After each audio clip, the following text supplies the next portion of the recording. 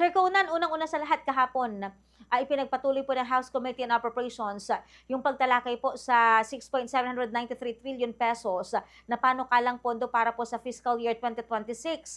And kabilang po sa mga um, ah, ahensya, ang DOH na nakakuha po ng ikatlong pinakamalaking alokasyon sa ilalim po ng NEP o ang National Expenditure Program dito po sa 2026 proposed budget. Any comment po sa bagay po na yan, Sir Conan?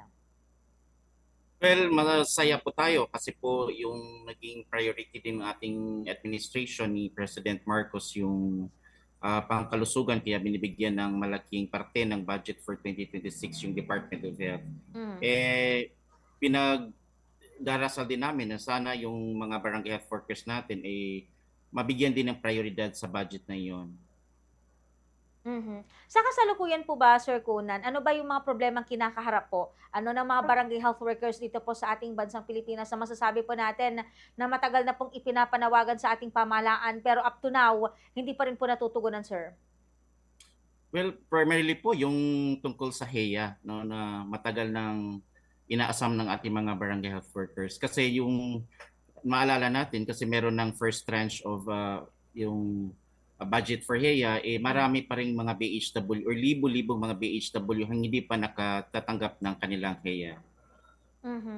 Ano ba And yung isa mga pa roon, mhm. yes, ang isa pa roon po yung hindi pagkakasama, do may HEA po tayo, hindi pagkakasama ng mga BHW yung sa listahan na makakatanggap ng HEA allocation po from the Department of Budget and Management. Mhm. Sa pagkakaalam po natin, Sir Conan, may umiiral po na Magna Carta for barangay health workers, tama po ba?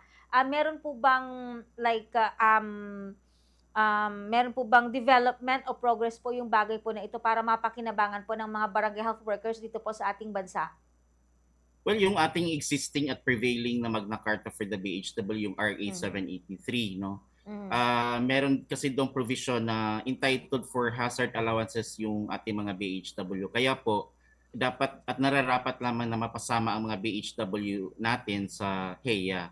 Mhm. And unfortunately, though mayroong proposal no na bagong Magna Carta for the BHW to give more benefits and incentives, but unfortunately during the 19th Congress, kung maalala natin, hindi po yun napasa. Mhm. Though merong nakabinbin no na i-file ng mga bagong bill for the Magna Carta for BHW this 20th Congress, at sana po by this Congress naman maipasa ng tuluyan at mapapakinabangan ng ating mga barangay health workers sa buong bansa. Mhm. Siguran sa kasalukuyan ba, ano ba yung mga masasabi natin na mga regular na mga benepisyo na natatanggap ng ating mga barangay health workers dito po sa Pilipinas?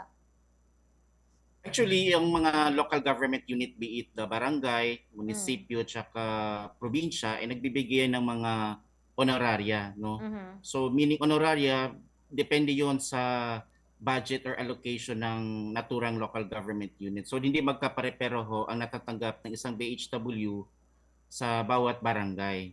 So, Mhm. nakadepende yon sa talagang budget ng isang local government unit. So basically, ang lahat ng mga BHW o hindi man lahat ng mga BHW ay nakatatanggap ng honoraria from at least the barangay, from the barangay. Mhm.